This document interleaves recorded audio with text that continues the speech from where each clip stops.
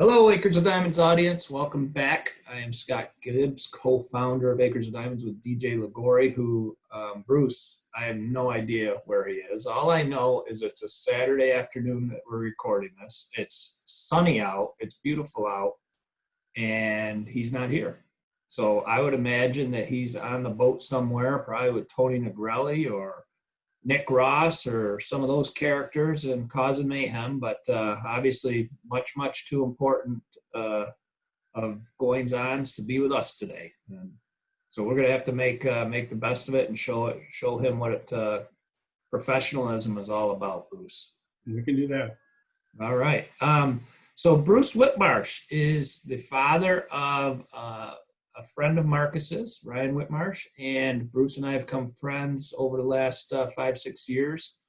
And Bruce is the second corrections officer we've had on this podcast now, video podcast, in the last 2 weeks. It's kind of an interesting coincidence. And as I've learned more and more about Bruce, I've been really impressed about some of the way he's managed his life, managed his mindset, and we're going to dig into some of that today and hopefully create new insights and awareness for me and you and anybody else who happens to listen to this. So, Bruce, thank you very much. You're welcome. So, corrections officer, where, how long, how'd you get into it?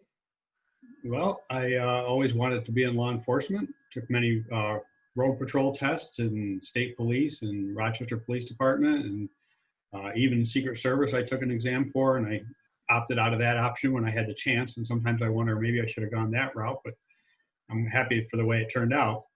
But in 1993, I ended up at the Monroe County Jail in their corrections, well, their jail bureau as they call it. And it's a 500-member law enforcement agency with inside Monroe County, all Monroe County Sheriff's deputies running the downtown jail for those who are waiting to go to trial. And they also had a local correctional facility where you could be for 1 to 2 years out in Brighton. They call it the Henrietta Jail because it's right next to MCC, but it is technically Brighton. Oh yeah, right by TGI Fridays there. Correct. Yeah. Yep.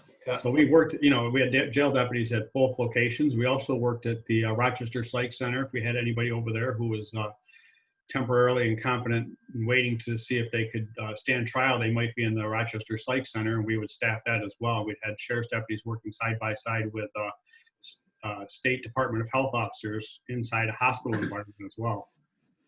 So we had a wide range of criminals to watch, and 14, I think at one point it was like 1,460 inmates was the highest we had to deal with in Monroe County. And you name it, from your normal everyday petty larcenist who comes in and out, revolving door type person, to Arthur Shawcross, a well-known serial killer, and any other murderers you could see in Rochester. We had them all. The Mark Christies who murdered Kaylee Polton, and even before my time, they had Mad Dog Sullivan in there, who was big in the Rochester crime syndicate, and escorted in and out with state police and helicopters and everything else because he was as serious as they come. And people are always like reading the headlines and asking us that worked in the jail, do you know this person? And it's like, if they were arrested, we got them. That's amazing. 500 sheriffs within that organization. An organization within an organization. That's a lot of people. Yeah, the Monroe County Sheriff's Office has 4 bureaus. They have the road patrol, they have the jail bureau, the court bureau, so all the court deputies that are in the Hall of Justice are in the county courts and city courts are all part of the sheriff's office, and they have a civil bureau, and they collect, they follow civil laws when people are not paying their taxes or their property taxes, and they have subpoenas or other things with civil suits against different places and different people. And it's actually where the county collects a lot of their revenue is through the civil bureau. Sure. So they have four bureaus, and it's about 11 or 1,200 people in the department. I think it's 1,000 sworn staff, from deputies up to majors. Wow. And a lot of interagency cooperation, and we work well with RPD and all the townships and state troopers as well. And we're kind of blessed that way in Monroe County that a lot of people go through the same academies or similar academies and a lot of similar instructors and everything. And even if something were to happen on a large scale, we're all trained pretty much the same and work well together. Right. So, as So, Sheriff Baxter now says it, it's one team. right. Yeah, I would imagine. So from the standpoint, so you kind of gave us an overview of all the different types of people that come through the downtown jail. Sounds like a pretty tough crew. Obviously, some of them are smaller crimes, some of them are bigger crimes, but in general, probably a pretty tough crew. What kinds of things do you experience and your teammates experience on a daily basis that challenge you relative to believing that all men are inherently good? Oh, how do I experience good? Well, I guess I would have to experience No, the no, bad. no. How do you, no, how do you, how are the, how are the people that you're caring for in the jail? How do their behaviors challenge your perception of people? Um, well, I don't know if it really challenged it, but it opened my eyes as to the spectrum of it. I think most people do know that people are inherently good, and you have to remember that. But there is evil in the world as well, and I think everybody knows that, but they don't necessarily know how good and how bad, and it's a very wide spectrum, and you see a little bit of it all the way. And I used to say that even though I was from the suburbs and I had a lot of connections and friends and family in different places, I thought I knew a lot until I started working there, especially about people. And it's a wide range, and there's a lot of damaged people there, one way or another, whether it be from their circumstances or drugs and alcohol. Um, they're not necessarily evil. It's probably the bulk of them are in circumstances and had created habits and did not live their life in the right way or were never shown the right way to move forward in life. So they make mistakes and then they repeat them over and over again. And sometimes they come in and out and continue to do that. And then there are some people who are downright evil. Um, and I guess as far as how you maintain yourself, What understanding kinds there's of, good so you people in the said, world. some people are, you said some people are evil, but there's a lot of good people that maybe display evil behaviors, right?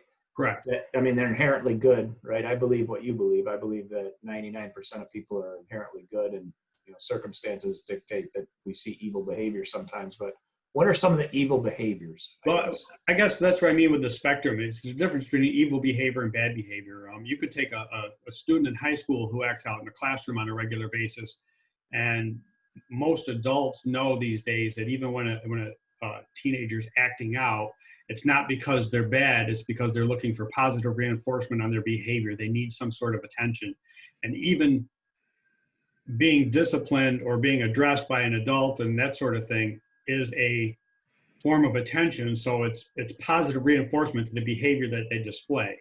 So Right, that becomes a habit. And that's why a lot of times people act out poorly over and over and over again. I don't consider them evil. There are other people who, um, I mean, I actually went face to face. I did not battle this person, but I went face to face close enough to notice that he had a black spot on his tongue as we were in each other's face. And this was an individual who used a baseball bat on his his baby's mother, if you want to put it in those terms, and killed her and showed no remorse. It was just one of many people that he killed throughout his being. And I just think that's one of those people who are downright evil. And you don't know where that comes from. It's not from positive reinforcement on negative behavior.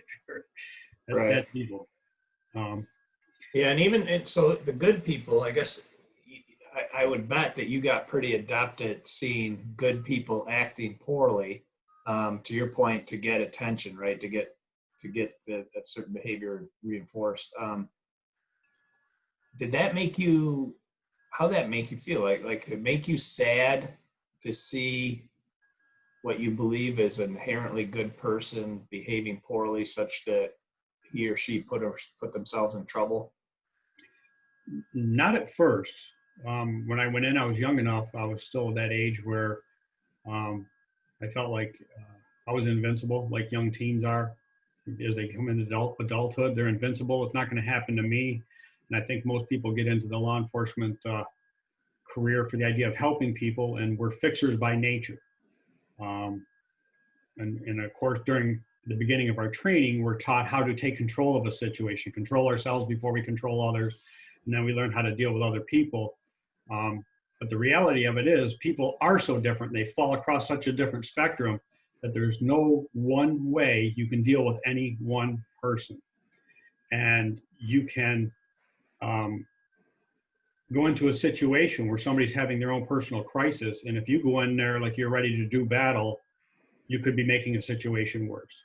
So you have to learn how to read other people and where they're at to find out what they're like, to figure out how best to handle that situation. And that's a hard thing to do, especially hard to do that to train a new staff member, deputy coming through, to be able to handle those situations when they think they're just going to come in and use force, or stand there with their badge and their chest puffed out and everybody's going to do what they say because they're law enforcement now, and it doesn't really work that way. And sometimes it works and sometimes it doesn't. Sometimes you got to change your channel real quick and try a different route to get it to work. Those are all techniques that you learn over time.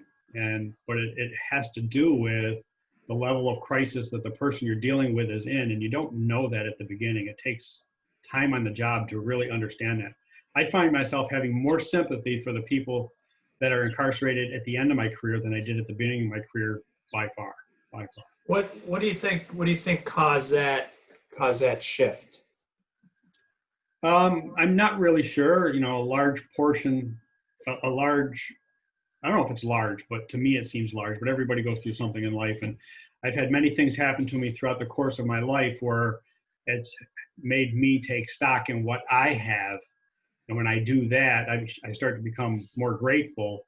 And when I'm in a situation where I'm more grateful, I start also looking at what other people are going through, and you realize that they don't have what I have and they don't have those feelings that I have. So it's hard to, I guess, you want them to feel better, as a human being, you want them to be better than they are. And I mean, I can't explain. I'll give you a quick story if you want to hear a story about how I quickly dealt with one person and it switched. Sure. Working on the midnight shift, one of my staff deputies called me to his housing area, and this is a housing area at the correctional facility in Henrietta, and there's about, at the time, maybe 50 inmates in the area in open cubicles, so they could walk around at night, and there's one staff member in there.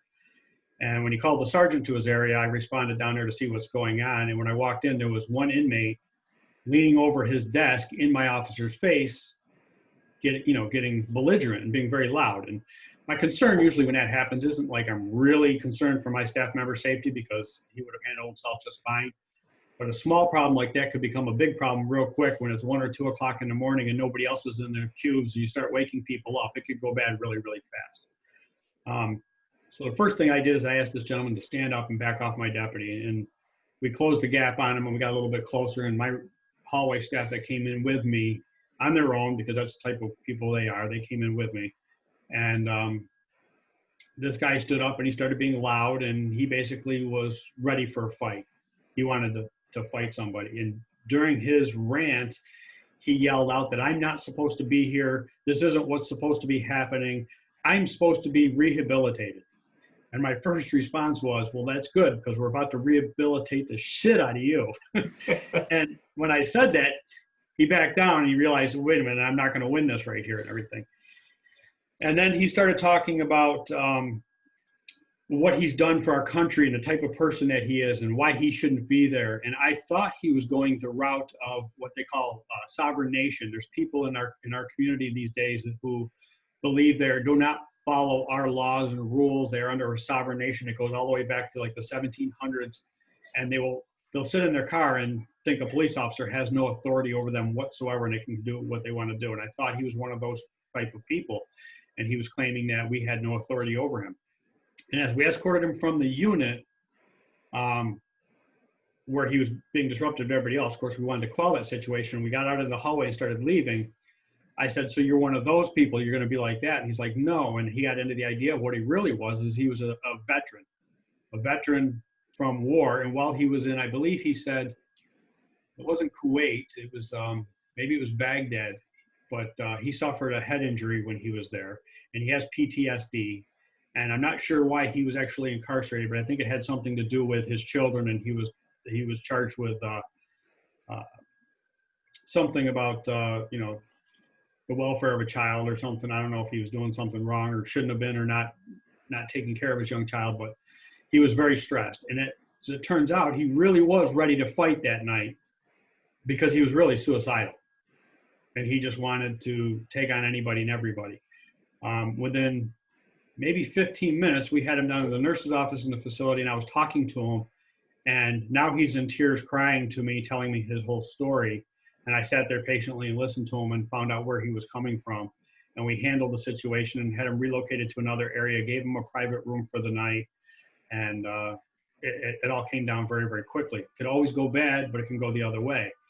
Depending on who walks into that scenario, you don't know which way it's going to go. Some people could have just used their authority and their badge and could have been justified to make sure that the housing rules were followed.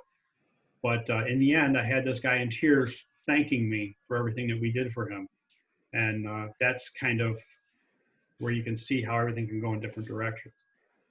Yeah, and what a timely message too. I think this is one of the challenges I have as I do my research on what I can do from my position of influence to better understand the plight of my fellow Americans, right? That, to your point, weren't raised the way I was raised, are exposed and to systemic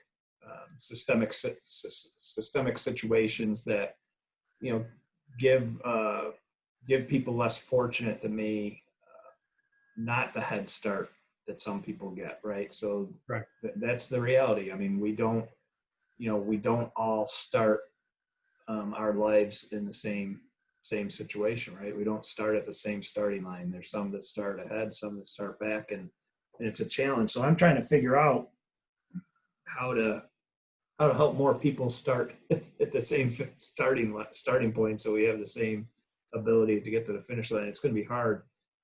I would imagine what you did that night is really, really, really hard from the standpoint of, because this is part of the law enforcement thing that I think our community needs to really understand, just as the law enforcement community has to understand that the people you're policing are human, like you did there.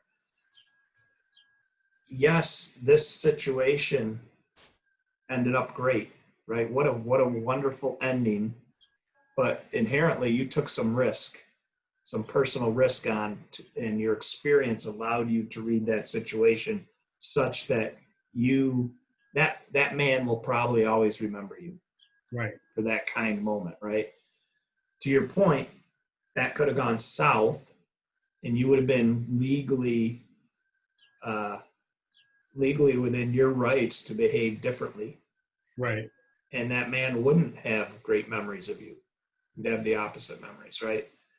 And the outcome is you did what you thought was right to understand his story and do a more humane thing. At the same time, there's a potential that if you misread that and he was farther down the suicide path than you thought, and you extended your hand like the way you did, you could have said, all right, tonight's the night I'm going to get myself killed on purpose.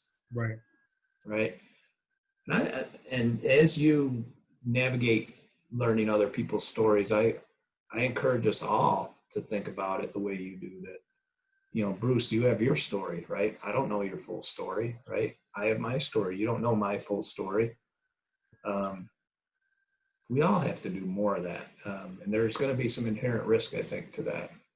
Well, I think as far as it being a timely story and everything that's going on in law enforcement today, there's something that's missing that the general public doesn't quite understand or have missed. It's certainly not put out there in the media, but it seems like everybody is being held to one standard, and everybody's not even really sure what that one standard is yet. In our training, we were always taught that our actions are justifiable by ourselves. New York State Penal Law Article 35 is defense as a justification. People always say, I'm going to use self-defense. That same law applies to citizens just as it does in law enforcement. The only difference is a citizen has a duty to retreat. Law enforcement officers are working under the color of law and are actually there to make a situation go away, so they don't really have the opportunity to retreat. But at the end, whatever level of force they use, everything from just being present and having verbal skills to talk to somebody, which is on our use of force continuum, up to the use of deadly physical force and everything in between, whatever level of force you use, that person is going to have to justify it.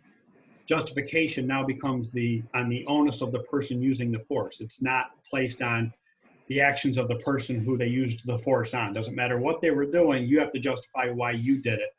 And the thing is, it's based on your training and your experience. And the standard is, would another officer with the same amount of time and training on the job act reasonably the same way? So it's a reasonableness. Right. Test the reasonableness. A deputy working who's brand new on the job versus someone like myself at the end of my career, having worked at different levels of, the job and different areas of the facility and different levels of and supervisory roles, and the experiences I had with the thousands of inmates I've had over the years. Again, to somebody who's just coming in the door, it's a wide range of skills and abilities. And yeah. I'm proud to say that I worked with so many people that were way better than me, made my job a lot easier, who had all kinds of skills, both verbally and physically if they needed to go that way. Yeah, that's great. Thank you for sharing that too. Now, not every day is a great day like that one it turned out, the example you gave. I would imagine there's days where people are throwing things on you, spitting on you, and creating a heightened sense of stress and anxiety in you. How do you go from that environment to going back home, and being the father and husband that you need to be for your family? Like, because there's some PTSD opportunity here. How do you avoid your own PTSD? Well, it's a little bit different for everybody else, but here's the way I understand it. PTSD is becoming a more and more understood, and people talk about it in terms of the military, but it's now also being understood as a cumulative effect for people working as first responders, fire department, EMTs, police officers. And it's because of the physiology that the body's under. It's a heightened level of awareness from the time you walk into the door to the time you leave. Even on a good day, you're on edge. Your experiences and things that happen. You can walk in and you can feel the tension in the air. Some days you just know it's going to go bad before, you could be in a great mood, and as soon as you get there, it's going down. I can't explain it. You just learn. I did notice that it's true when I drove to work on the night shift and it was a full moon. It was going to be a tough day too. But the reality of it is through the physiology of it. When you get to that heightened level of awareness, it takes about 18 hours to get back to normal. So you don't get back to your normal self at the end of your shift when you go home. You're still at a heightened level of awareness and it hasn't come down yet. And before you can come down, you turn around and you go right back to your next shift. So you're at a higher level of awareness, and it affects everything in your body. And I don't remember it all specifically, but I know it has to do with, your cortisol level and the stress that you build up, and your body starts storing itself in preparation for battle. And, everybody always thought it was the donuts that made the cops fat around the waist, but it's really not the donuts. That's cortisol, right? Yeah. Yeah, it's cortisol. It's building up around their waist, and it's stress. And that's where the high pressure and the heart attacks come in and everything, because they can't come down to a lower level of awareness. My way of describing it to somebody about how we felt on a day-to-day basis, living in Rochester, we would say, there's a snowstorm coming. Look at everybody running to Wegmans to get their milk and bread. Everybody's kind of, sure. When the snowstorm came, everybody was like, and I would just giggle, and, or the power went out, or there'd be a car accident. People would be like, how do you work at that level? I said, because now everybody's panicking. I go, welcome to my level. This is where I'm at every day. When it gets to be a stressful situation, that's where I thought more clearly. It was hard on a downtime when you're stressed and ready to go and ready for battle and nothing's happening. So when things really went wrong, it was kind of like, oh, welcome to my level. This is what I'm here for. Right, and that's yeah, and you hear, boy, you hear a lot about that with the people that are an extended military duty in overseas these days, right? So you're hearing about they come back and they don't have, they're looking to be amped up, they're amped up, and there's nothing to be amped up about. Have you ever seen the movie Hurt Locker? Yeah, yeah, When Jeremy Renner comes back from being an IED explosive expert that he was over yep, there, and then he had to pick out cereal in the cereal aisle, and he lost it yeah, because it was like, and what's the point? It wasn't sure, serious enough for him. He didn't know how to adjust. yeah, and that's real. And I would imagine, what you described, if it takes you 18 hours to come down from that type of adrenaline buildup, right, which is basically self-preservation in the environment that you're in. It takes 18 hours to come down from that, but then 12 hours later, you're back in that situation again. You don't properly get to come down. Boy, I'm glad. I'm at least glad that the system is becoming aware of that, and maybe you guys can address it with Yeah, shift. at the beginning of our career, right in the academy, they're all like, "Welcome aboard. Let's talk about what this job is." And they tell you right up front, it's not like watching things on television. And they get right into it with there's a high amount of alcoholism, substance abuse, anger management issues, divorce, gambling, high risk behaviors. And the longer you do it, the more you start to take on some of those things that other um, you know like you were saying, the people in the jail, you might take on some of their behaviors and you really don't want to do that. Sure. So they're letting you know that you're getting into that kind of stuff up front. And so you have to be aware. But it wasn't until I was getting closer to the end of my career that some of these things about the PTSD and such is coming out. And it was a few years ago as well that we also started our own peer support program in the Monroe County Jail. We had a series of two deputies at the time who committed suicide. One that was hit on a bicycle and died. Another one who was close friends with that person who had just recently died of cancer, who was well liked through the place. So we had 4 deputies die at the same time. And the suicides became an issue, and which they've always been. They have a 22 law enforcement officers commit suicide every day. So there's a 22 challenge. You do 22 push-ups for 22 days straight to remember the fallen officers who have died from suicide. But there's a higher rate of suicide in law enforcement than even in the military. And it's just now becoming more known. So we brought up our peer support program to take on these things and handle this and work together with our peers to be more aware and then have techniques or ideas and things on how to improve. And some of the other things that come up when I was talking about the physiology of it, we had some seminars, some peer support people as well that did this, but we went to see Lieutenant Colonel David Grossman, who wrote the book On Killing, and then there's another one called On Combat, which talks about the exact thing we were talking about with the physiology, what the body goes through in a life and death situation, and when they've actually been shot at, and somebody who's actually defecated themselves when they're being shot at. It's nothing to be ashamed of. It's normal. It's what your body does physically. Or physiologically. And then there's another seminar we went to. It was Dr. Kevin Gill-Martin, who was a police officer in Arizona who became a psychologist, and he does a talk, and he talks a lot about the mental health portion of it as well, and everything that everybody goes through. And so we became more and more aware in having techniques and ideas of how to address these things as they happen. And a lot of it is just awareness training and then knowing what to do. The best way to come down, especially if you can't come down in 18 hours, but the best thing you could do for your body is to exercise. And then we also, took that to the point of not just exercise, but it should be mind, spirit, and body. And you have to be proactive because it's not done on a day-to-day basis.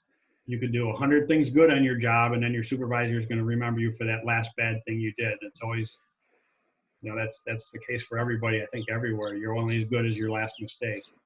Sure. Bruce, we've got about 5 minutes left. Off camera, you were telling me the strategy you had when you would get in your car more, kind of later in your career, how you were able to get in your car and kind of leave work at work for the most part and start living into gratitude and living into a more positive mindset. Could you walk us through what you did there? Yeah, I believe that how we think and what we think is the only thing in our lives that's 100% in our control. And when I heard what you do, or what you did to kind of separate and create a boundary between work and home on that commute home, I thought was really special and spoke very, very well to that. So could you describe that for our audience? Well, on a regular basis, I would leave the facility, and you can feel that whether you're leaving the jail or the correctional facility, you can feel the stress tension come down. You can feel it literally come off your shoulders. Get in a vehicle, and a lot of times you don't drive right away. You might sit there. I remember my mom telling me this when I was younger, but then I found out through numerous things in my life that breathing is the best thing you can do for stress. So I would do some deep breathing in through my mouth and out through my nose, that kind of thing. And just try to bring my heart rate down consciously, kind of like a marathon or a biathlon cross-country skier, sharpshooter type person. And then on my way home, I would think about all the positive things that I had in my life and that I was appreciative for, and putting myself through this particular occupation. I mean, if I wasn't going to get something out of this for my family, then why would I work there or put myself through that? I could always find something different. So I would take stock in everything that I had. I had a nice house. I had a roof over my head. I didn't have to worry about the bills being paid. I had a wife that I loved. I had 2 healthy children, and I driving home in my nice truck, listening to the radio and thinking about playing with the dog in the backyard when I got home, and just very proud to be in a position of where I was in life and taking that in, and being, it's a kind of mindfulness and being aware of my surroundings and having a lot of gratitude. Yeah, I think thank you very much for that, Bruce, because I think what you just described are 3 of the top 10 things you could do in your life to reduce your stress.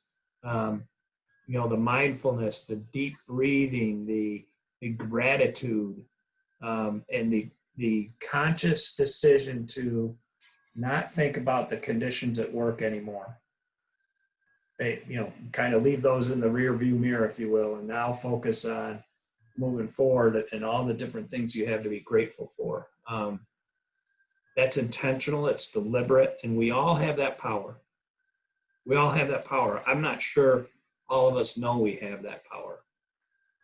And I'm sure glad you brought it up and could explain some of that. I would suggest to people, if they wanted to put that power to use, and when they want to think about things positively, they need something to trigger them back into that moment. Obviously, I had that opportunity when I was driving home every day to think about it. And everybody has that, but sometimes they don't. But it's like somebody who's maybe getting ready for, they want to be healthier and they're going to the gym all the time. So they put a picture of their thinner self in their mirror every morning and they look at that. They have a goal. They need something to trigger themselves to do the right thing. So I've gone so far as to put it on my body. I don't know if I've ever shown you this, but I'll actually try and put it on the camera, but I don't know if you can see that. You will not probably. What's it say? I can't see what it says though. So what it is this triangle is for me. So everybody else would need a little bit of something, but this is what I came up with. Underneath the bottom of the triangle, it says foundation. The foundation is my wife. We've known each other since high school. I've known her my whole adult life. She's my foundation and everything. We worked well together as a team and everything has come from there. Then my son is the second part. He's inspiration. My son represents the inspiration. I have to be a better person, a role model, a leader for him, and every way whatsoever. Just, life balance, whether you work hard and play hard and love hard and do all those sort of things to be successful in life. And I don't mean successful rich. I mean more like rich in person. And then one of the most important parts, this is my daughter, Katie, and she represents perspective. And perspective is everything in the sense that, everybody's got their problems and their problems are huge for them. but my daughter has a physical ailment that has technically still not been diagnosed. Thursday was her 23rd birthday. If she has what is the geneticist suspects she has, her life expectancy was somewhere between 2 and 3, and she's now 23. Wow. So there's my That's perspective. perspective. Yeah, that's There's my perspective. perspective. And people would tell me during the course of my career, I don't know how you do it in spite of all you have to go through. And I said, I'm not doing it in spite of it. I'm doing it because of it. She's taught me perspective. I have, when it comes for the gratitude, I have what other people don't have. I have I don't take my children for granted. I'm appreciative for what I have. My daughter is anything and everything that you're not going to have and what people expect is real life. I'm not going to walk her down the aisle. She's not going to go to a prom and, her first job in college and dance class and all these little things that everybody does. But what I do have is a daughter who's taught me that I'm stronger than I ever thought I could be. And she's taught me more than I ever thought that a child should teach a parent. And that's what I'm grateful for. That's where my strength and power comes from. And it's by taking these things that are negative and putting it into perspective and realizing that the greater the challenge, the better the opportunity. And that's where I try to go with it from there. Bruce, So, I'm not going to add anything more to that, and I'm not going to let you add anything more to that. That was beautiful. What a close. Thank you very much for being a guest of Acres of Diamonds, you're and welcome. I look forward to working with you some more. Okay. Sounds fun. Thank you very much. All right. Thanks.